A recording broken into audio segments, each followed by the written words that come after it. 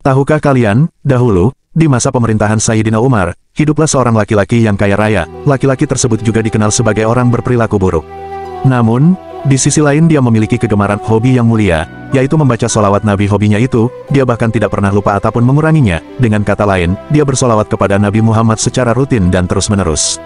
Ketika dia berada di ujung usia, wajahnya berubah menjadi sempit dan hitam, sehingga orang-orang yang melihatnya akan merasa takut.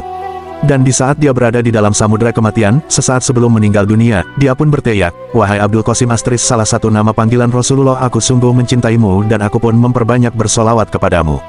Belum sampai selesai berteriak, tiba-tiba ada seekor burung yang turun dari langit, lalu burung itu mengusap wajah laki-laki tersebut dengan sayapnya, sehingga secara ajaib wajahnya berubah menjadi putih dan badannya mengeluarkan bau yang semerbak seperti harum minyak misik. Akhirnya laki-laki tersebut meninggal dunia dalam keadaan memeluk agama Islam, membawa iman. Kemudian, di saat jenazah laki-laki tersebut sampai di pemakaman dan dimasukkan ke dalam liang lahat, tiba-tiba terdengar suara yang berasal dari langit. Sesungguhnya di dalam kubur ini hanya ada lembaran kain kafan dari hamba ini, laki-laki yang ahli solawat tersebut. Dan sesungguhnya solawat Nabi yang biasa ia baca telah mengambilnya dan membawanya ke dalam surga. Mendengar suara itu, orang-orang yang hadir dalam acara pemakaman tersebut merasa takjub.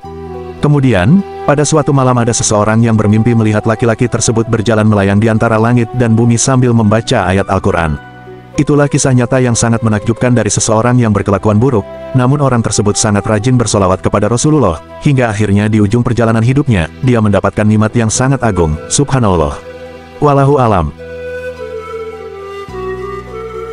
1 kali solawat menghilangkan siksa 50 ahli kubur.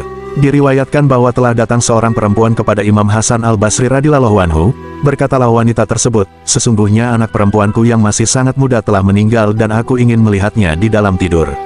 Maka aku datang kepadamu agar engkau mengajarkan aku tentang apa yang dapat aku jadikan perantara untuk melihatnya." Lalu Imam Hasan mengajarkan beberapa amalan kepada perempuan itu, dan dia pun dapat bermimpi melihat anaknya.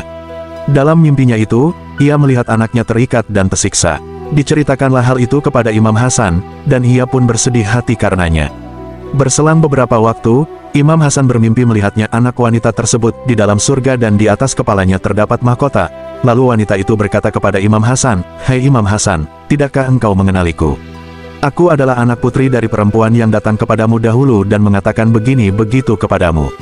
Berkatalah Imam Hasan kepadanya, "Apa yang menjadikanmu dalam keadaan seperti yang kulihat ini, padahal apa yang diceritakan ibumu tak seperti yang kulihat kini?"